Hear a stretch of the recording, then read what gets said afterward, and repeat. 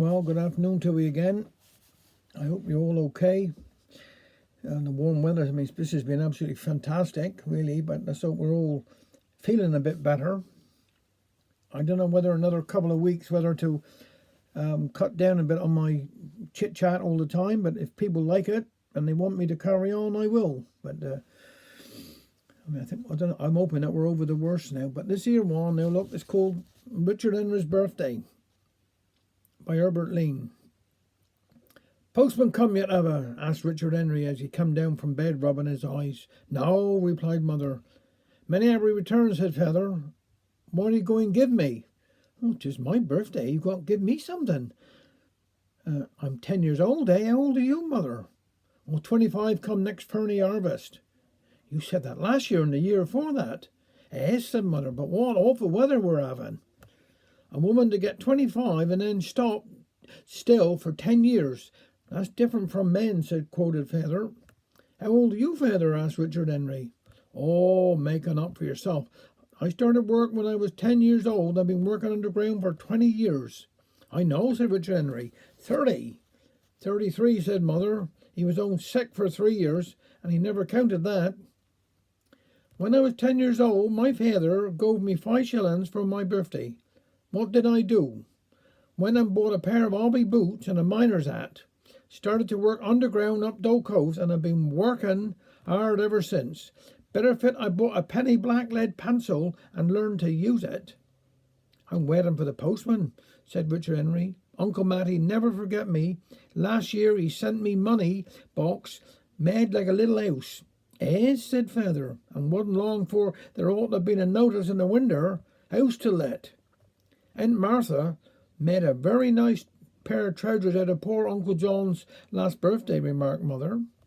Yes, and when I wore 'em, I had some job past the pub every day, said Richard Henry. Oh, here is Aunt Mary coming up the path now. Mind you thank her for your present, Richard Henry. Feather said, I thought somebody was coming. Silver teapot is took out and tablecloth down. We always use newspaper weekdays. As soon as Aunt Mary opened the kitchen, up goes Richard Henry and thanked her for the present. That's all right, she replied. That wasn't much. That's what Mother said, answered Richard Henry. Some words have different meanings, said Mother. I know when I took Richard Henry to school first day, the teacher told him to sit on a form for the present. She hadn't to give one for that day to this. Anybody ought to be very careful. I had a dear friend, and we was talking about how cheap soap was, and how people needn't go dirty. Next day, 'twas her birthday, and not thinking, I sent her a little box of toilet soap. She sent 'em back to me when 'twas my birthday, saying how she heard soap was going up. Couldn't call it many happy returns, remarked Feather. How many birthdays did Adam have? Asked Aunt Mary. You don't know yourself, do he? Asked Mother. Only one, replied Aunt Mary, the same as all of us. After that, we'd keep up the debt every year. Takes some keeping up for my brother. He got 12 children, more debts than was in a debt pudding. Put all your presents upon the table so we can all see them, Richard Henry. Small table will do, said he.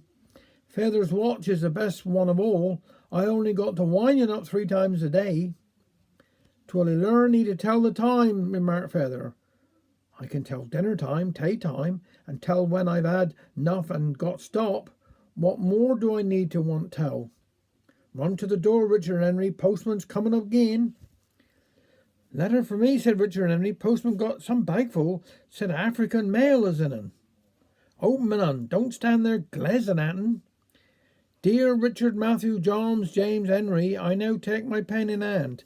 One taken in his mouth, suppose, said Feather, to write you these few lines to wish you happy returns of your birthday. Enclosed, please find a Kruger sovereign.